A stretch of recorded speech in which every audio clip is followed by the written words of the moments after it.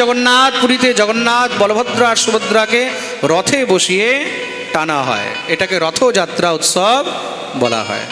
এই জগন্নাথ বলভদ্র আর সুভদ্রা দেবীর বিগ্রহ কে তৈরি করিয়েছিলেন? পুরীতে তারা কিভাবে আসলেন? কলিযুগে জগন্নাথ কি করে আসলেন? তিন বিগ্রহের সংরচনা দ্বাপর যুগেই হয়ে গেছিল। ভগবান বললেন, নারদ, কলিযুগে আমার এই রূপ সংসারের মধ্যে জগন্নাথ নামে পূজিত হবে। আপনারা পুরী দর্শন করতে গেলেন, সেখানে যদি নীলমাধব না দেখলেন তাহলে পুরী যাওয়া বৃথা। এই হলো দিব্য জগন্নাথ ভগবানের মহিমা, জগন্নাথ ভগবানের প্রাগট্যের কথা, কিভাবে প্রভু আসলেন। আর আজকের দিন অনেক শ্রেষ্ঠ দিন, অনেক উত্তম দিন। কেন? এই আজকের দিনেই মহারাজ সেই জগন্নাথ পুরীতে জগন্নাথ বলভদ্র আর সুভদ্রাকে রথে বসিয়ে টানা হয়, এটাকে রথযাত্রা উৎসব বলা হয়।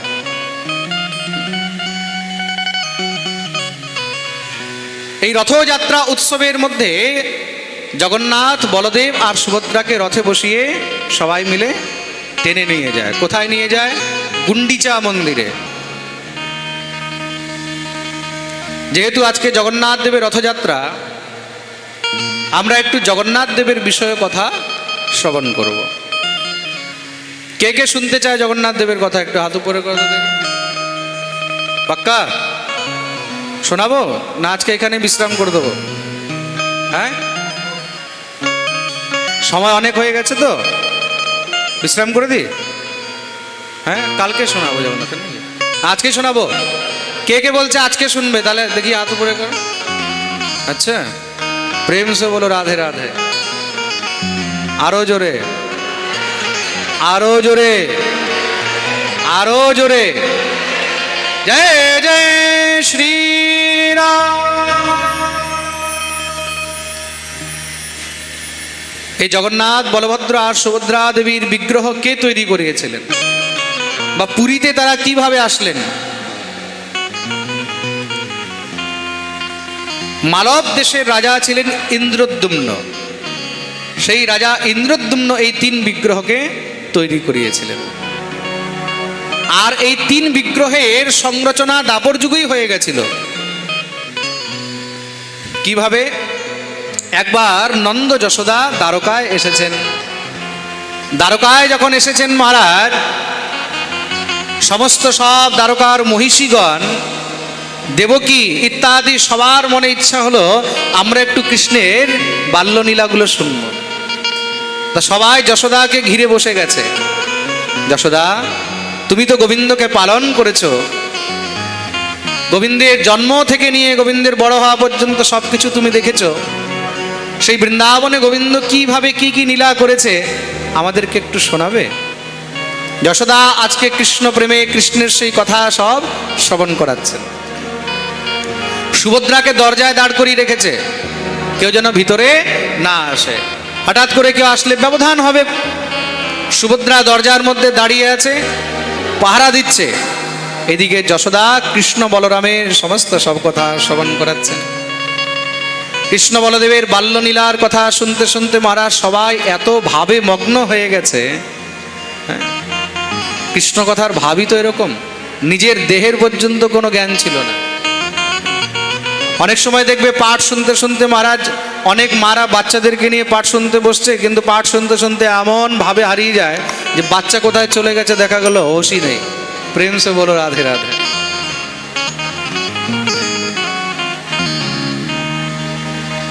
সবাই এমন দিব্য ভাবে আনন্দিত হয়ে সেই গোবিন্দের কথা শুনছে।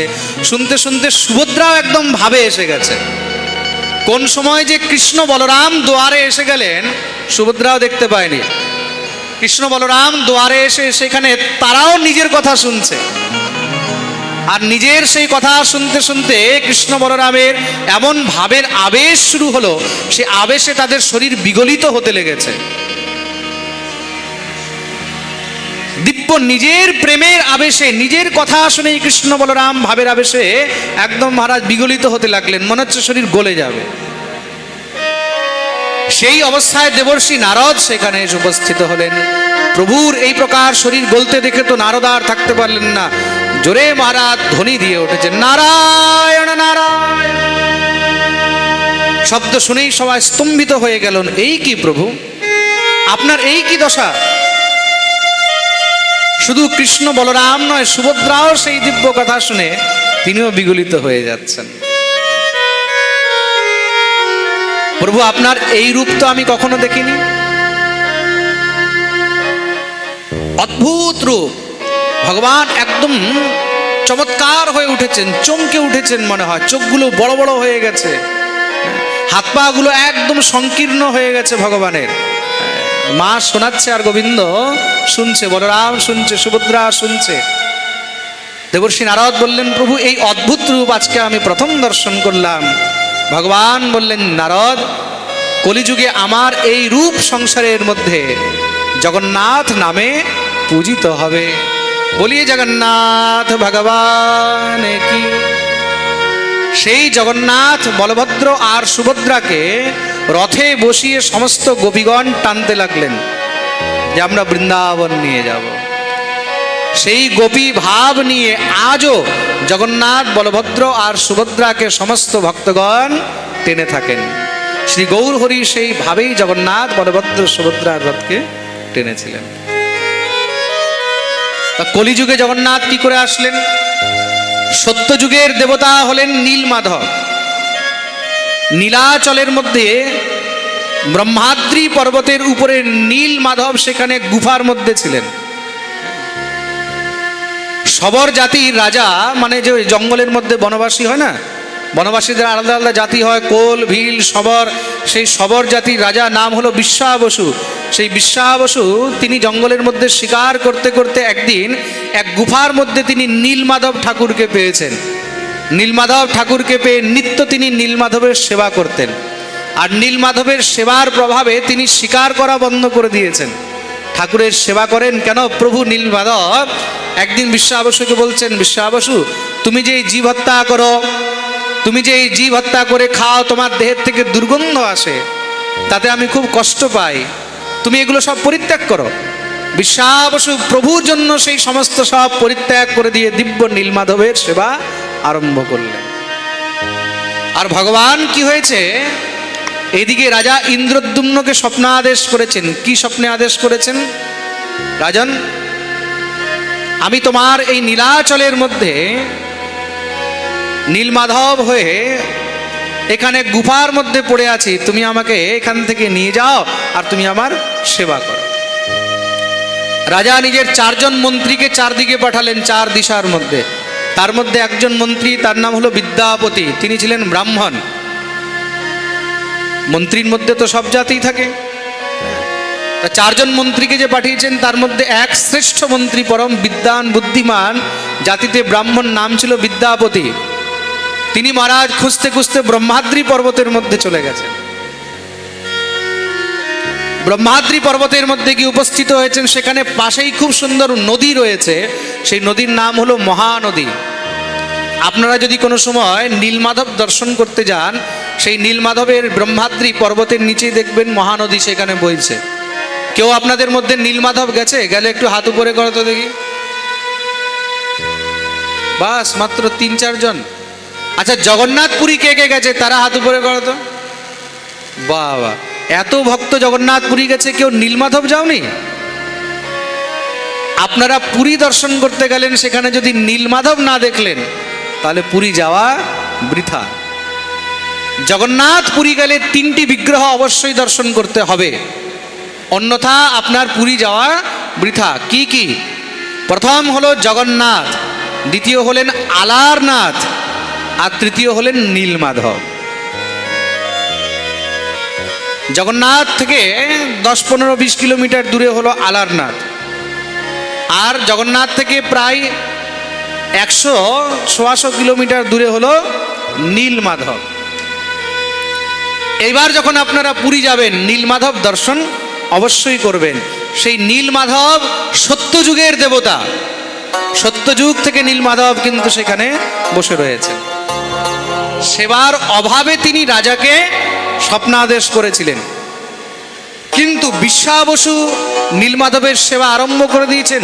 করতে করতে নীলমাধব বিশ্বাবসুর সেবাতে এত তুষ্ট সন্তুষ্ট হয়ে গেছে যে তিনি বিশ্বাবসুর সঙ্গেই আনন্দে মেতে রয়েছেন। এইদিকে রাজাকে যে স্বপ্নাদেশ করেছিলেন তার জন্য রাজা খুঁজতে পাঠিয়েছে। তা সেই বিদ্যাপতি ব্রাহ্মণ খুঁজতে খুঁজতে ব্রহ্মাদ্রি পর্বতের তটে মহানদীর ওইখানে গিয়ে সেখানে কি দেখছেন, সেখানে মহারাজ সেই শবরদের ছেলে মেয়েদের মধ্যে খেলা হচ্ছে। তার মধ্যে সেই শবরদের রাজা বিশ্বাবসুর কন্যা, তার নাম হলো ললিতা। সেই ললিতা সেখানে খেলছে, খেলতে খেলতে ওই চোখ বন্ধ করে খোঁজাখুঁজি খেলে না, কি বলে ওটাকে, লুকোচুরি।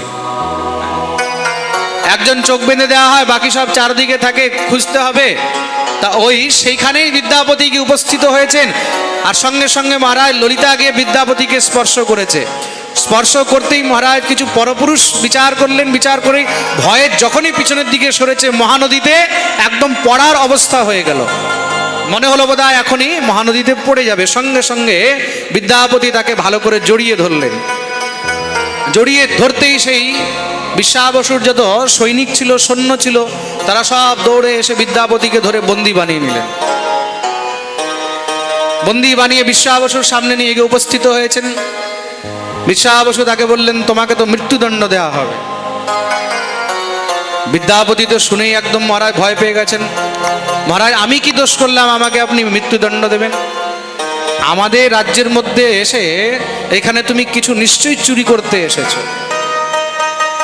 বা তুমি কোনো গুপ্তচর হয়ে এসেছো, আর তুমি এসে আমার কন্যাকে স্পর্শ করেছো, তোমাকে মৃত্যুদণ্ড দেওয়া হবে। বিদ্যাপতি বলল, না না, আমি এরকম ভুলে স্পর্শ করিনি, আমি জেনে বুঝে স্পর্শ করিনি, সেটা ভুলে স্পর্শ হয়ে গেছে। সে আমাকে ধরে যখনই পিছনের দিকে সরেছে, মহানদীতে পড়ে যাচ্ছিল, আমি তাকে ধরলাম, তাকে বাঁচালাম। রাজা বিশ্বাবসু বললেন, তোমাকে শুধু একটি শর্তেই ছাড়া যাবে, কি, তোমাকে আমার কন্যার সঙ্গে বিবাহ করতে হবে। কেন?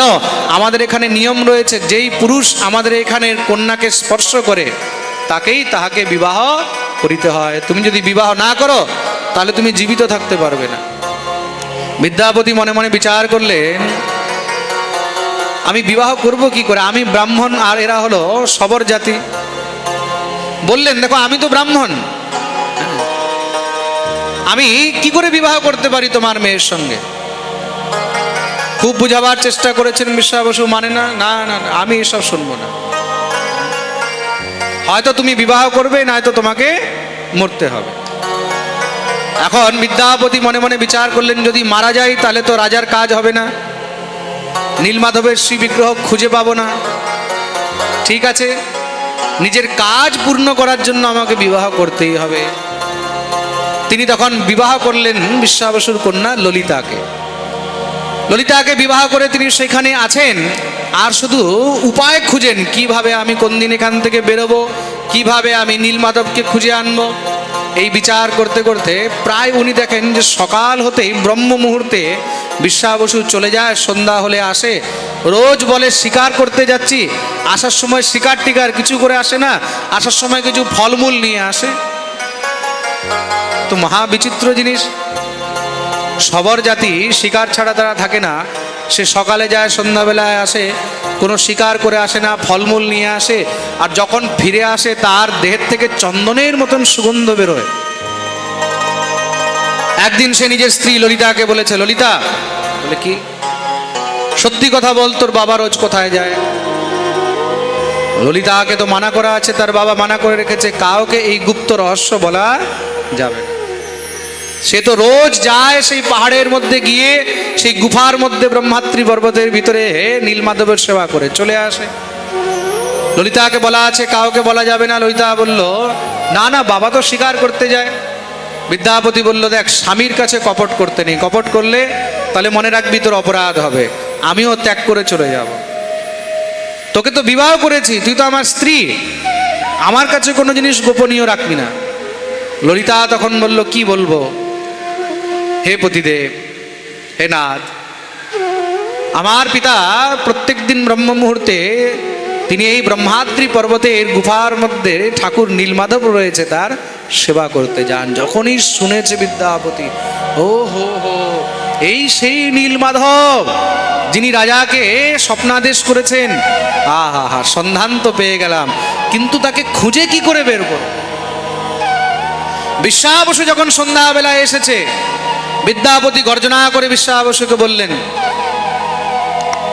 নিজের কন্যাকে বিবাহ দিয়ে ঘরের মধ্যে আমাকে রেখেছো, আমার সঙ্গে কপট করো? হ্যাঁ, তুমি রোজ সেখানে নীলমাধব দর্শন করতে যাও, নীলমাধবের সেবা করতে যাও, আমাকে কি নিয়ে যাওয়ার ইচ্ছা হয় না?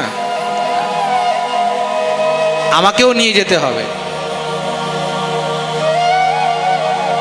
বিশ্বাবসু বিচার করলেন, জামাই বলেছে নিয়ে তো যেতে হবে, নাহলে জামাই রেগে যাবে। কিন্তু মনে মনে ভয় রয়েছে, কিসের? যদি নীলমাধবকে নিয়ে চলে যায়। বিদ্যাপতি এখানে এসেছে কোন কারণে এসেছে, কিসের জন্য এসেছে, বিশ্বাবসু তো জানে না। মনে মনে ভাবলো, সত্যিই কি এখানে নীলমাধবকে খুঁজতে এসেছে? যদি নিয়ে চলে যায়। আর নীলমাধব তো বিশ্বাবসুর প্রাণ হয়ে গেছে, নীলমাধবের সেবা ছাড়া বিশ্বাবসু আর থাকতে পারে না। সকাল হতেই একদম মহারাজ মহানদী স্নান করে সোজা চলে যায় সেবায়, দিনভর সেবা করতে থাকে, সন্ধ্যাবেলায় ফিরে আসে, একদম মহারাজ গুফা ঢেকে ঢুকে দিয়ে চলে আসে। জামাই বলেছে এখন মনে ইচ্ছা হয়েছে, না নিয়ে গেলে রুষ্ট হবে। ললিতাও বলল, দেখো ইচ্ছা যখন হয়েছে একবার নিয়ে যাও, দর্শন করিয়ে আনো। বিদ্যাপতি বারবার অনুনয় বিনয় করছেন, আমাকে একবার তো দর্শন করাও। বললেন ঠিক আছে, তাহলে কালকে ব্রহ্ম মুহূর্তে তুমি আমার সঙ্গে যাবে।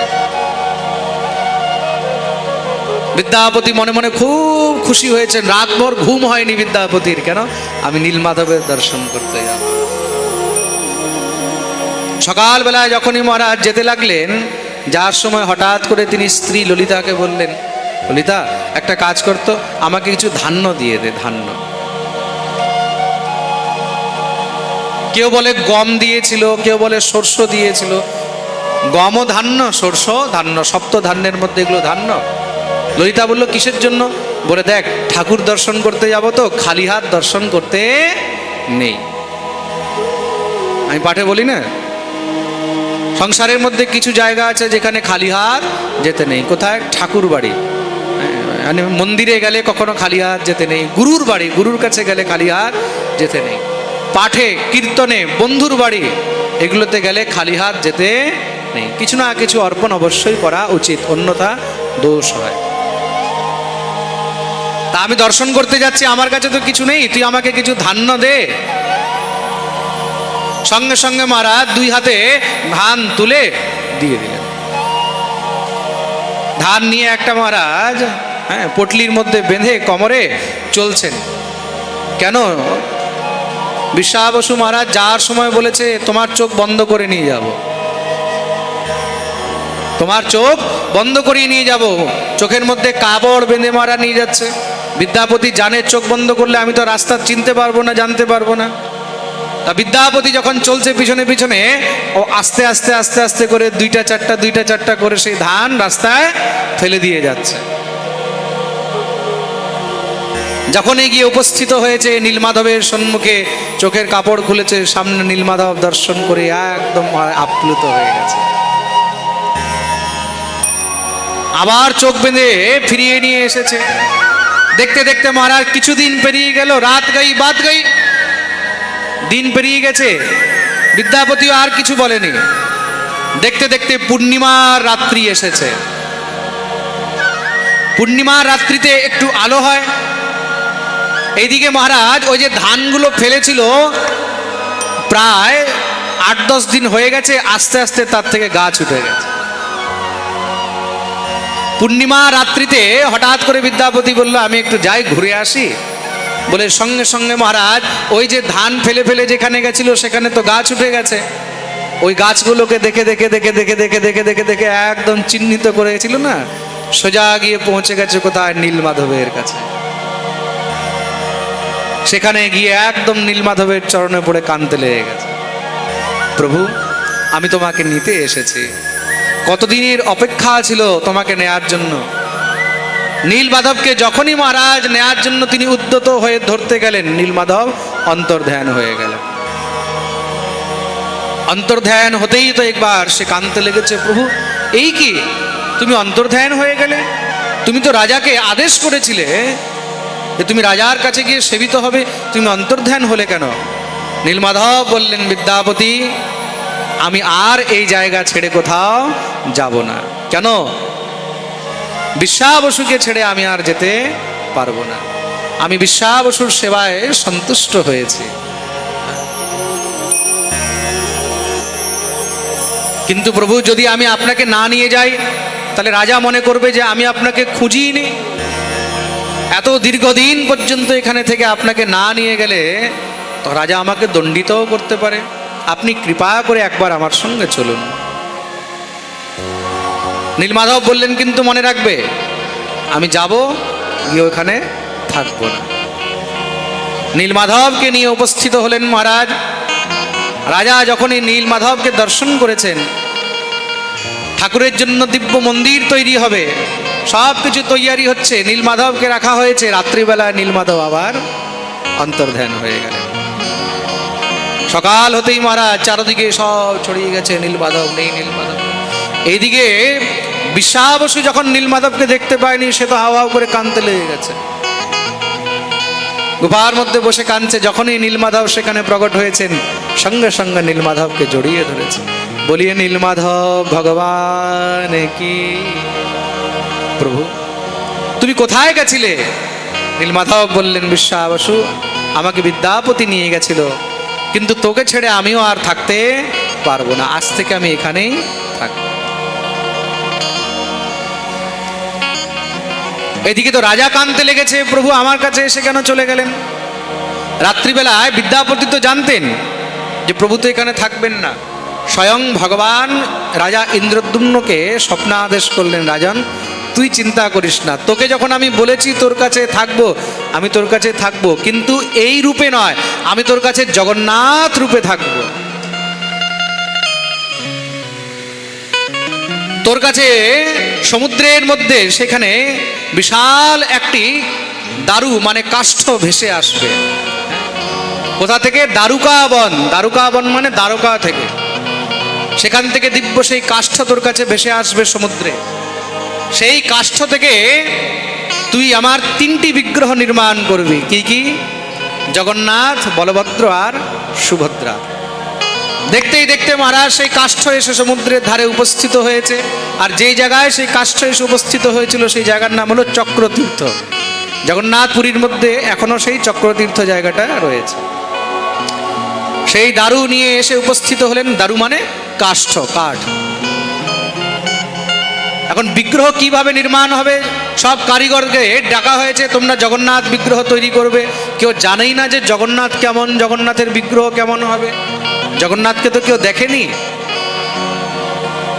রাজার তো চিন্তা বেড়ে গেল, তাহলে বিগ্রহ কে তৈরি করবে? ভগবান কি করলেন? বিশ্বকর্মাকে পাঠালেন, যাও তুমি গিয়ে বিগ্রহ তৈরি করো। বিশ্বকর্মা বৃদ্ধ ব্রাহ্মণ রূপ ধারণ করে এসেছেন। বিশ্বকর্মা এসে রাজাকে বললেন, রাজন তুমি কারিগর খুঁজছো জগন্নাথ বিগ্রহের জন্য? বলে হ্যাঁ হ্যাঁ। বলে আমি বানাবো।